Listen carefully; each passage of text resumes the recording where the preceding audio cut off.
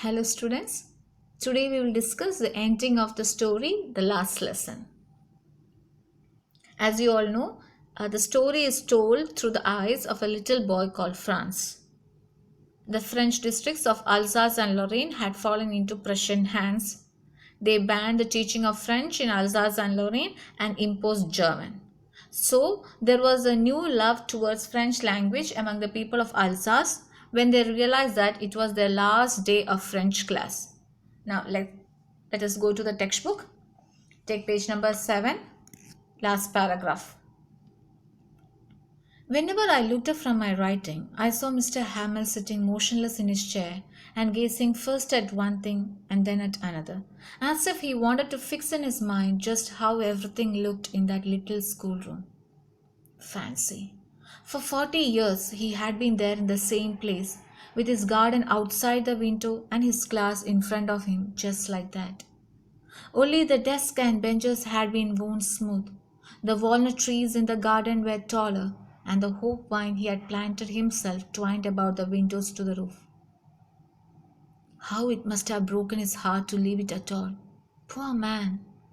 To hear his sister moving about the room above, packing their trunks. For they must leave the country next day. But he had the courage to hear every lesson to the very last. After the writing, we had a lesson in history. And then the babies chanted their ba, ba, bee, boo, boo. Down there, back of the classroom, old Hussar had put on his spectacles and holding his primer in his hands spelled the letters with them. You could see that he too was crying. His voice trembled with emotion, and it was so funny to hear him that we all wanted to laugh and cry. Ah, how well I remember it, that last class. Okay, children.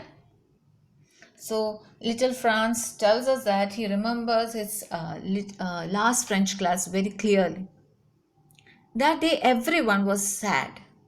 They felt sorry for not learning their language. When everyone was doing their work, Franz noticed that Mr. Hamel was sitting motionless. He was looking at the things in and outside the classroom as if he wanted to fix them in his mind before leaving for good. Children, please note, leaving for good means leaving forever. That place had been part of his life for the last 40 years. The place, the students, the people in the region, everyone and everything was part of his life. Now his world was shattered and he felt like uprooted and thrown away.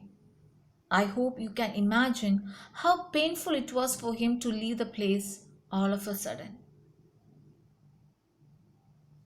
At this point, we also notice that Franz was able to relate to his teacher for the first time. Earlier, he considered Mr. Hamel as cranky.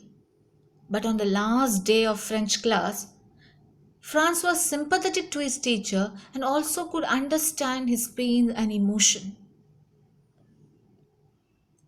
We also notice that Mr. Hamel is a very strong person.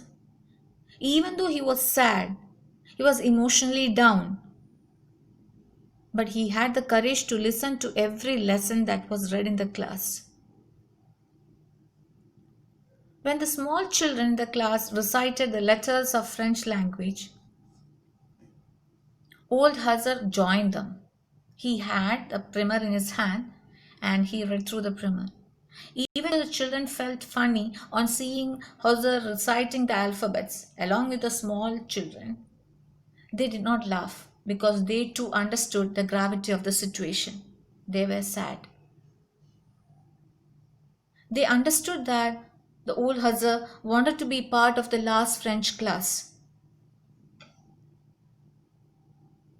I hope that part is clear. There is a word, children, fancy. Fancy means imagine. Okay, I hope it is clear. Let's go back to the textbook. We are coming to the last part, the closing of the story. All at once, the church clock struck 12, then the angels.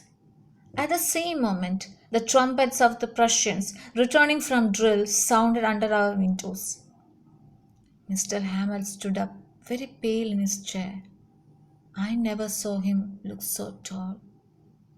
My friends, said he, I, I, but something choked him. He could not go on. Then he turned to the blackboard, took a piece of chalk, and bearing on with all the might, he wrote as large as he could, Viva la France. Then he stopped and leaned his head against the wall, and without a word he made a gesture to us with his hand. School is dismissed. You may go. Such an emotional ending. So when the church clock struck 12, it was time for Mr. Hamel to leave his country, to leave his teaching of his French, to leave his classroom, to leave the people of Alsace and Lorraine. Before we go there is a word I want you to note down, that is Angelus. Angelus is a prayer usually done at the dawn, noon and twilight. So at 12 o'clock, when the church clock struck 12, there was Angelus in the church. And then you see that it was time for Mr. Hamel to leave that place. It was very painful for Mr. Hamel to say goodbye. He wanted to say something, but he could not. Children, it is often said, when emotions are deep, words are few. Mr. Hamel was so emotional. He was so heartbroken that words did not come out of his mouth. So he took a piece of chalk and wrote on the board, Viva la France, meaning long live France. Here, you should understand France stands not only for the country, but also for its people, its language, culture, legacies, heritage. He wanted the French language to prosper and flourish. He wanted the people of Alsace and Lorraine to keep their language and identity alive in their hearts. And this is the last French class he gives. He tells the people of Alsace and Lorraine to keep their language alive, to keep it close to their heart, because language is our identity. Okay? Such an emotional ending, isn't it? I want you to note down an expression there. Stand tall,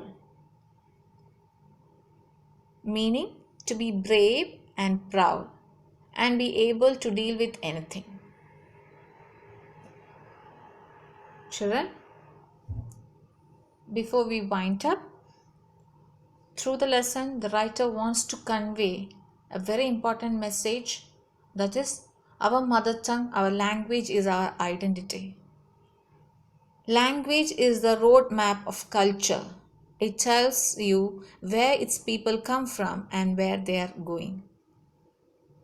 And before I wind up the lesson, I want you to go through these points, and these are the very important points. First one is language as an identity. Next one, linguistic chauvinism and language imposition. We have discussed what is linguistic chauvinism and language imposition in the previous class.